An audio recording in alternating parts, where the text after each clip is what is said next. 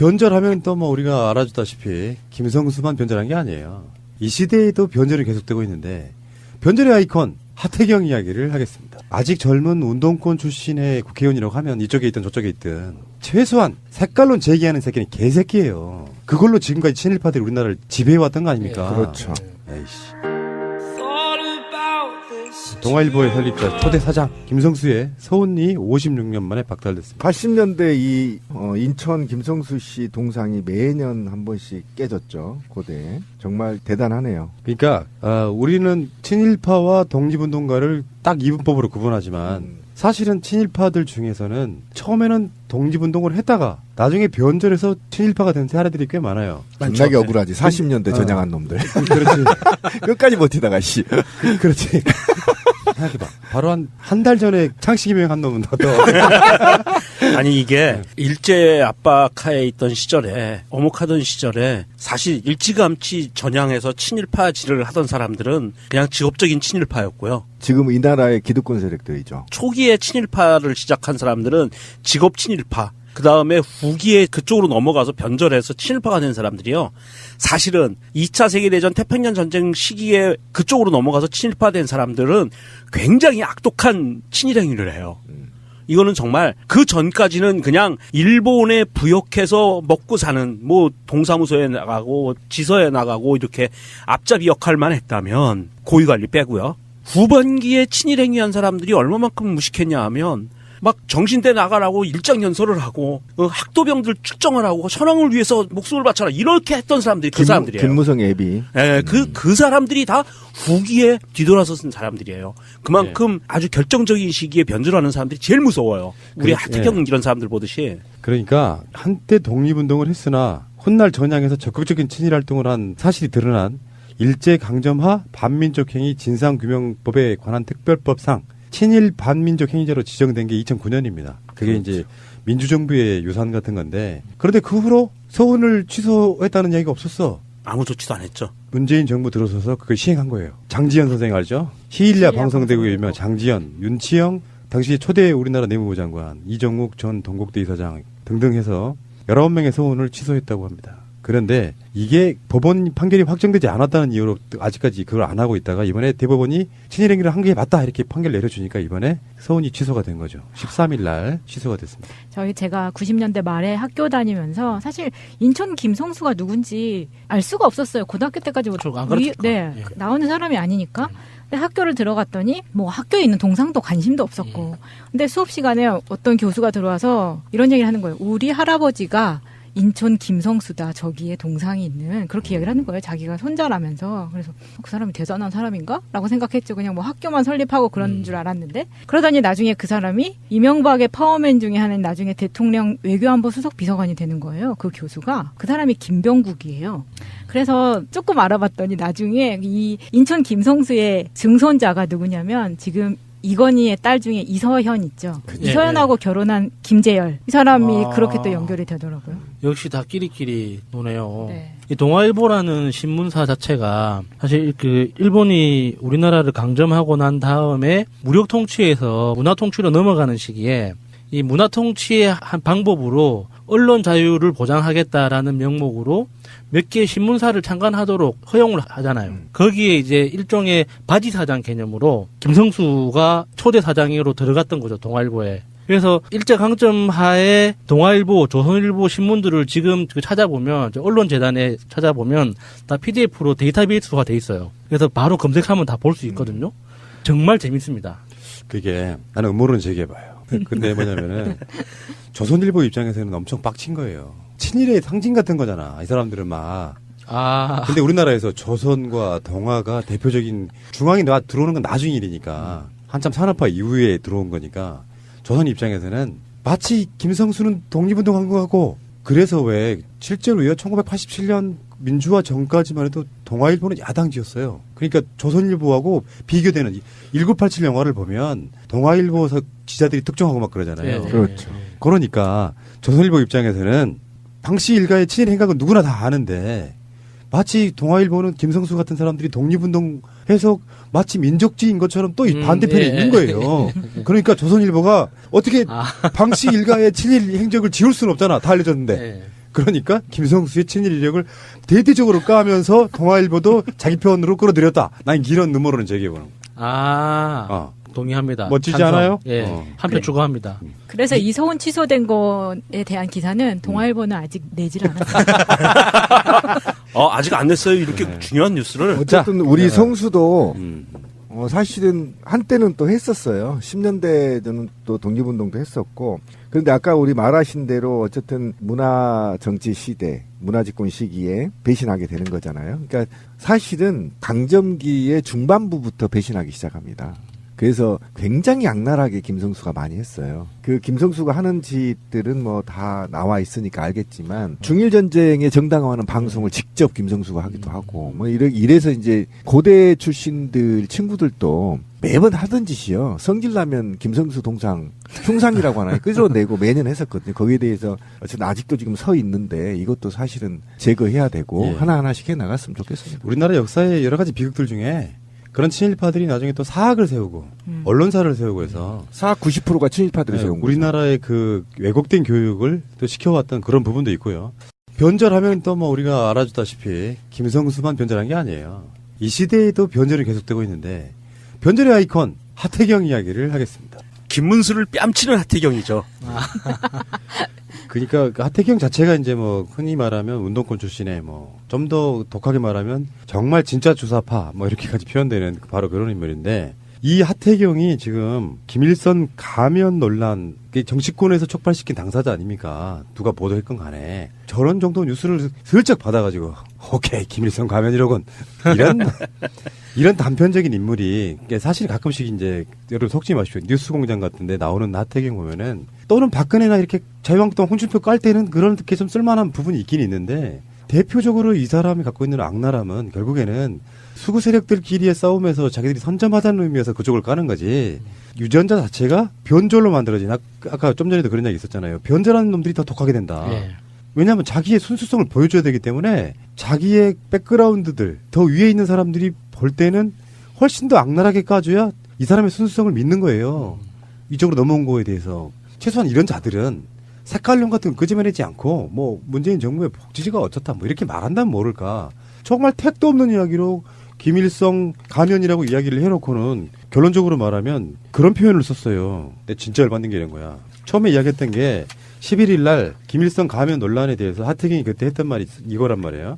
국민과 언론이 김일성 가면으로 인식하면 김일성 가면인 거죠. 국민 정서를 고려한 응원이 되도록 적절한 조치가 필요합니다.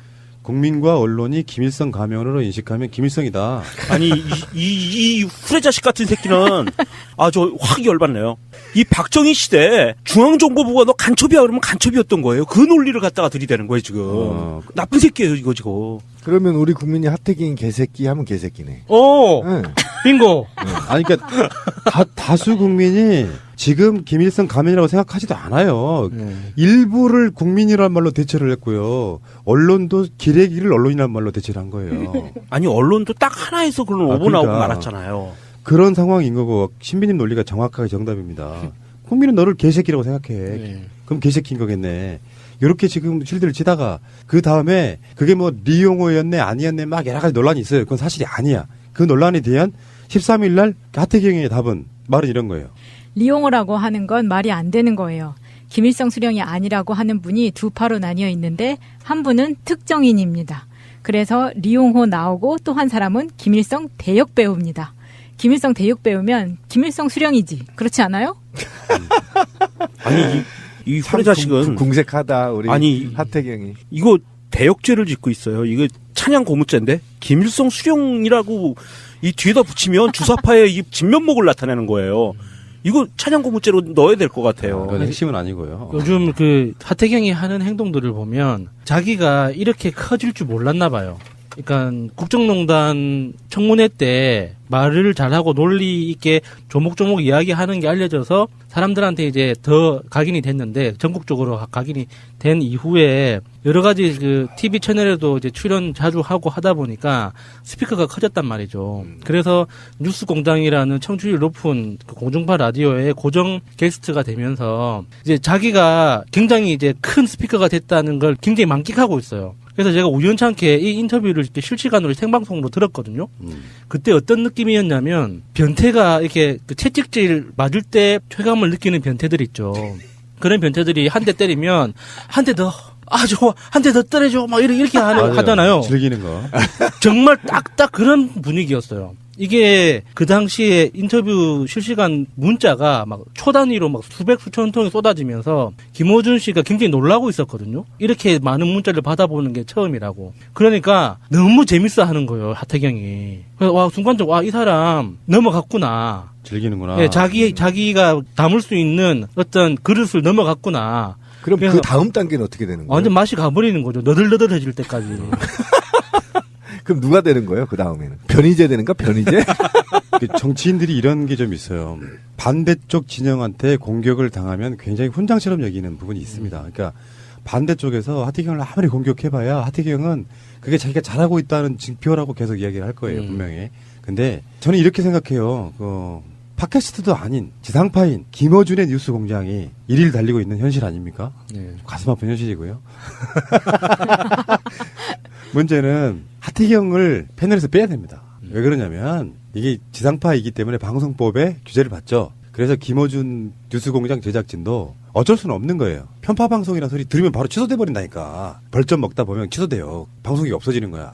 갖다 앉혀놓기는 해야 되는데 하태경 같은 자들을 꼭 써야 되냐고요. 안 그런 패널도 있거든요. 조금 더 나은 애들.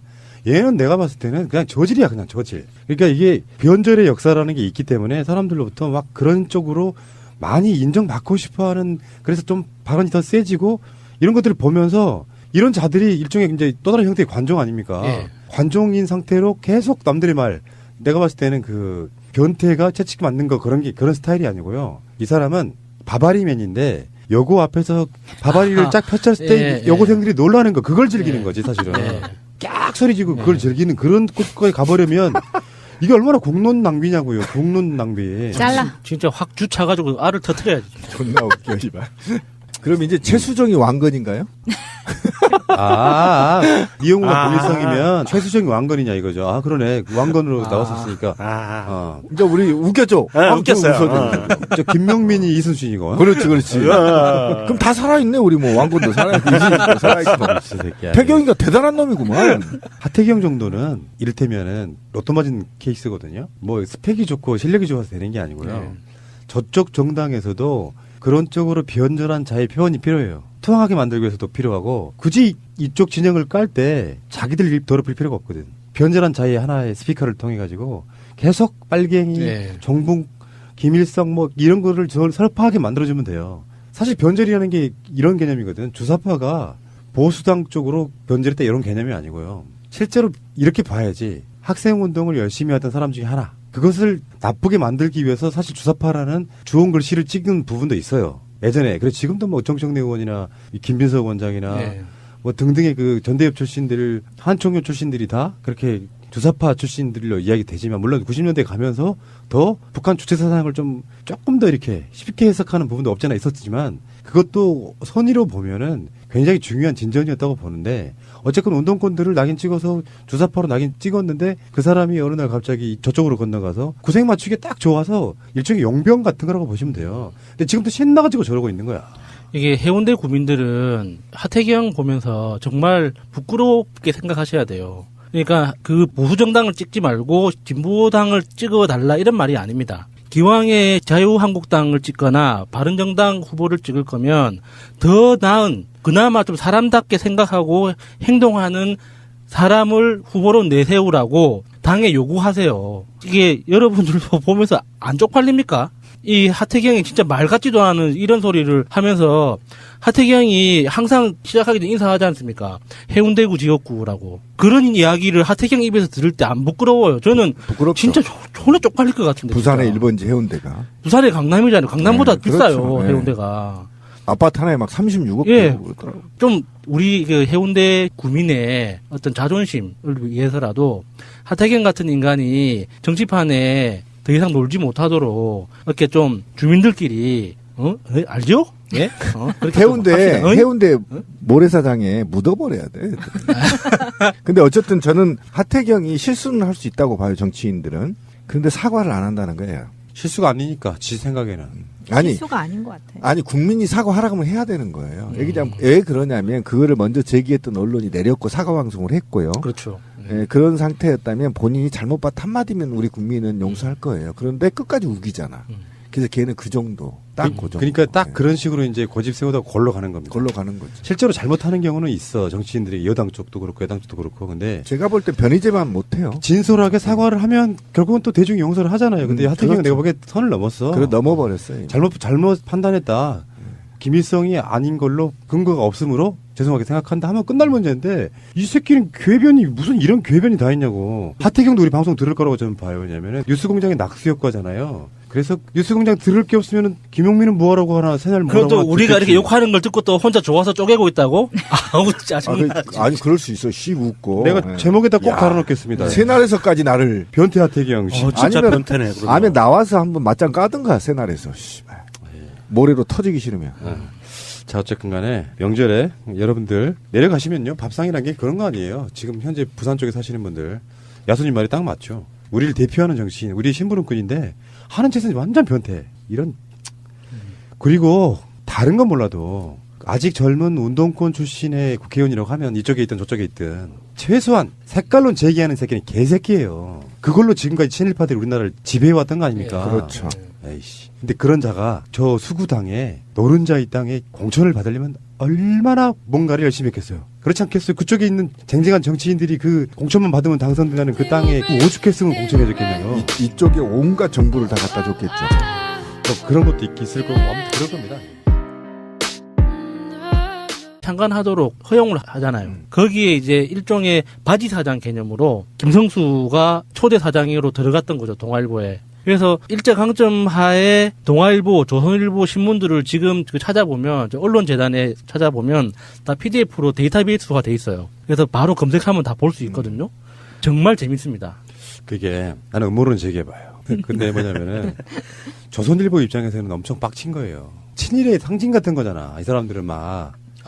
근데 우리나라에서 조선과 동아가 대표적인 중앙에 들어오는 건 나중 일이니까 한참 산업화 이후에 들어온 거니까 조선 입장에서는 마치 김성수는 독립운동한 거하고 그래서 왜 실제로요 1987년 민주화 전까지만 해도 동아일보는 야당지였어요. 그러니까 조선일보하고 비교되는 1987 영화를 보면 동아일보 기자들이 특종하고 막 그러잖아요. 네. 그렇죠. 그러니까 조선일보 입장에서는 당시 일가의 친일 행각은 누구나 다 아는데 마치 동아일보는 김성수 같은 사람들이 독립운동해서 마치 민족주의인 것처럼 또 이 반대편에 있는 거예요. 그러니까 조선일보가 어떻게 당시 일가의 친일 행적을 지울 수는 없잖아. 다 알려졌는데. 네. 그러니까 김성수의 친일 이력을 대대적으로 까면서 동아일보 친일파가 된 사람들이요. 사실은 2차 세계대전 태평양 전쟁 시기에 그쪽으로 넘어가서 친일파된 사람들은 굉장히 악독한 친일행위를 해요. 이거는 정말 그 전까지는 그냥 일본에 부역해서 먹고 사는 뭐 동사무소에 나가고 지서에 나가고 이렇게 앞잡이 역할만 했다면 고위관리 빼고요. 후반기에 친일행위한 사람들이 얼마만큼 무식했냐 하면 막 정신대 나가라고 일장연설을 하고 학도병들 출정을 하고 천황을 위해서 목숨을 바쳐라 이렇게 했던 사람들이 그 사람들이에요. 김무성 애비. 예, 그 사람들이 다 후기에 뒤돌아서 쓴 사람들이에요. 그만큼 아주 결정적인 시기에 변절하는 사람들이 제일 무서워요. 우리 하태경 이런 사람들 보듯이. 그러니까 한때 독립운동을 했으나 훗날 전향에서 적극적인 친일 활동을 한 사실이 드러난 일제강점하 반민족행위 진상규명법에 관한 특별법상 친일 반민족 행위자로 지정된 게 2009년입니다. 그게 이제 민주정부의 유산 같은 건데 그런데 그 후로 서훈을 취소했다는 이야기가 없었어. 아무 조치도 안 했죠. 문재인 정부 들어서서 그걸 시행한 거예요. 장지현 선생 알죠? 시일야 방송대국의 유명 장지현, 윤치영 당시 초대 우리나라 내무부 장관, 이정욱 전 동국대 이사장 등등 해서 19명의 서훈을 취소했다고 합니다. 그런데 변절하면 또 뭐 우리가 알아주다시피 김성수만 변절한 게 아니에요. 이 시대에도 변절이 계속되고 있는데 변절의 아이콘 하태경 이야기를 하겠습니다. 아직 젊은 운동권 출신의 국회의원이라고 하면 이쪽에 있든 저쪽에 있든 최소한 색깔론 제기하는 새끼는 개새끼예요. 그걸로 지금까지 친일파들이 우리나라를 지배해왔던 거 아닙니까? 그렇죠. 에이씨. Thought about this 동아일보의 설립자 초대 사장 김성수의 서운이 56년 만에 박탈됐습니다. 80년대 이 인천 김성수 씨 동상이 매년 한 번씩 깨졌죠. 고대. 정말 대단하네요. 그러니까 우리는 친일파와 독립운동가를 딱 이분법으로 구분하지만 사실은 친일파들 중에서는 처음에는 독립운동을 했다가 나중에 변절해서 친일파가 된 사례들이 꽤 많아요. 존나게 억울하지. 40년대 전향한 놈들. 그렇지. 끝까지 버티다가 씨. 그렇지. 생각해봐. 바로 한 달 전에 창씨기명 한 놈은 더. 아니 이게 일제 압박하에 있던 시절에 엄혹하던 시절에 사실 일찌감치 전향해서 친일파질을 하던 사람들은 그냥 직업적인 친일파였고요. 지금 이 나라의 기득권 세력들이죠. 초기에 친일파를 시작한 사람들은 직업 친일파. 그 다음에 후기에 그쪽으로 넘어가서 변절해서 또 자기 편으로 끌어들였다. 난 이런 음모론을 제기해보는 아, 동의합니다. 멋지지 찬성. 않아요? 예, 한표 추가합니다. 그래서 이서훈 취소된 거에 대한 기사는 동아일보는 아직 내질 않았어요. 아직 안 냈어요. 이렇게 중요한 뉴스를. 어쨌든 우리 성수도 음. 사실은 한때는 또 했었어요. 10년대에는 또 독립운동도 했었고. 그런데 아까 우리 말하신 대로 어쨌든 문화 정치 시대, 문화집권 시기에 배신하게 되는 거잖아요. 그러니까 사실은 강점기의 중반부부터 배신하기 시작합니다. 그래서 굉장히 악랄하게 김성수가 많이 했어요. 그 김성수가 하는 짓들은 뭐 다 나와 있으니까 알겠지만 중일전쟁의 정당화하는 방송을 직접 김성수가 하기도 하고 뭐 이래서 이제 고대 출신들 친구들도 매번 하던 짓이요. 성질나면 김성수 동상 흉상이라고 하나요? 끄집어내고 매년 했었거든요. 거기에 대해서 어쨌든 아직도 지금 서 있는데 이것도 사실은 제거해야 되고 예. 하나하나씩 해나갔으면 좋겠습니다. 우리나라 역사의 여러 가지 비극들 중에 그런 친일파들이 나중에 또 사학을 세우고 언론사를 세우고 해서 사학 90%가 친일파들이 네, 세운 거죠. 우리나라의 그 왜곡된 교육을 또 시켜왔던 그런 부분도 있고요. 변절하면 또 뭐 우리가 알아주다시피 김성수만 변절한 게 아니에요. 이게 법원 판결이 확정되지 않았다는 이유로 아직까지 그걸 안 하고 있다가 이번에 대법원이 친일행위를 한 게 맞다 이렇게 판결 내려주니까 이번에 서운이 취소가 된 거죠. 13일 날 취소가 됐습니다. 제가 90년대 말에 학교 다니면서 사실 인천 김성수가 누군지 알 수가 없었어요. 고등학교 때까지 안 가르쳤을 네, 거예요. 예. 나오는 사람이 아니니까. 근데 학교를 들어갔더니 뭐 학교에 있는 동상도 관심도 없었고. 근데 수업 시간에 어떤 교수가 들어와서 이런 얘기를 하는 거예요. 우리 할아버지가 인천 김성수다. 저기에 동상이 있는 그렇게 얘기를 하는 거예요. 자기가 손자라면서. 그래서 그 사람이 대단한 사람인가? 라고 생각했죠. 그냥 뭐 학교만 설립하고 그런 줄 알았는데 그러더니 나중에 그 사람이 이명박의 파워맨 중에 하나인 나중에 대통령 외교안보 수석 비서관이 되는 거예요. 그 교수가. 그 사람이 김병국이에요. 그래서 조금 알아봤더니 나중에 이 인천 김성수의 증손자가 누구냐면 지금 이건희의 딸 중에 이서현 있죠. 이서현하고 결혼한 김재열. 이 사람이 그렇게 또 연결이 되더라고요. 역시 다 끼리끼리 노네요. 네. 이 동아일보라는 신문사 자체가 사실 그 일본이 우리나라를 강점하고 난 다음에 무력 통치에서 문화 통치로 넘어가는 시기에 이 문화 통치의 한 방법으로 언론 자유를 보장하겠다라는 명목으로 몇 개의 신문사를